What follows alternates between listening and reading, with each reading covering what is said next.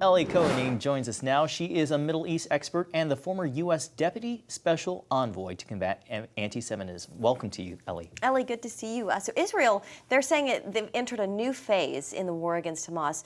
Elli, what's different about this phase, and do you think it could help in their efforts to get those remaining hostages?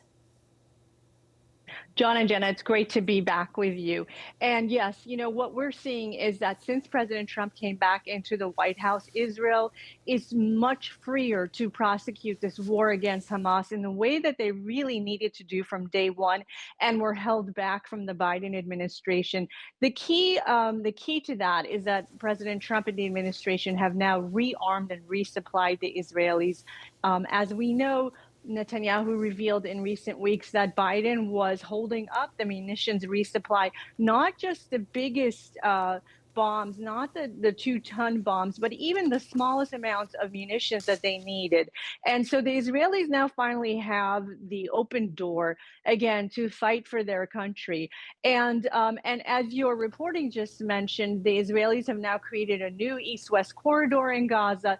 And basically, they're fighting this war in a way that they are hoping the pressure that they put on Hamas will, number one, put enough pressure to have Hamas release hostages, or even maybe some Gaza civilians might help in that effort.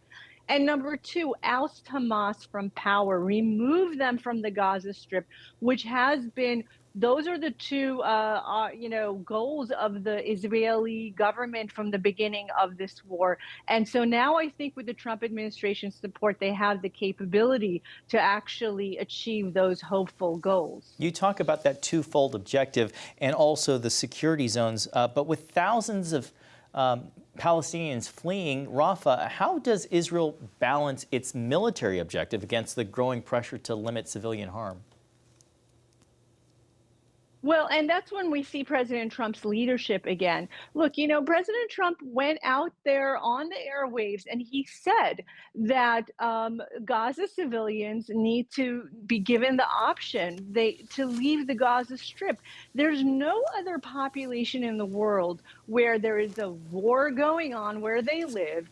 And on top of it, when we had Steve Witkoff, the envoy, go there and come back and report that should even the hostilities have a cessation of hostilities today, we would need something like 10 to 15 years minimum to rebuild Gaza. And so the point is that there's no other population in the world that is kind of forced to stay in a war zone and forced to stay in an area that requires 15 years to rebuild other than the Gazans. And the reason that is the case is because the extremists want to continue to fester a so-called Israeli-Palestinian conflict. And so this population is used as political pawns to try to continue a conflict rather than being treated like every other civilian population and given an exit route from a war zone. Yeah, Elli, what do you make of Hungary withdrawing from the ICC, and do you think other countries will follow suit? Well, I have to say that I personally allowed Viktor Orban, Prime Minister Orban's leadership. I think that he is someone to follow in the European Union. And what he has done is that he's kind of followed the President Trump's policies towards Israel in refusing to single out the Jewish state. And by Orban rejecting this ICC, he has shown the way for other European countries that certainly the Jewish state of Israel's prime minister should not be prosecuted and persecuted in this way. And so I again laud Orban's leadership on this. I hope all other European countries follow suit. And I've been to Budapest twice myself and really, really have seen great things on the ground there. We are out of time. Thank you, Ecohanim. Thank you so much for your time and your insights tonight. Thanks, Elli.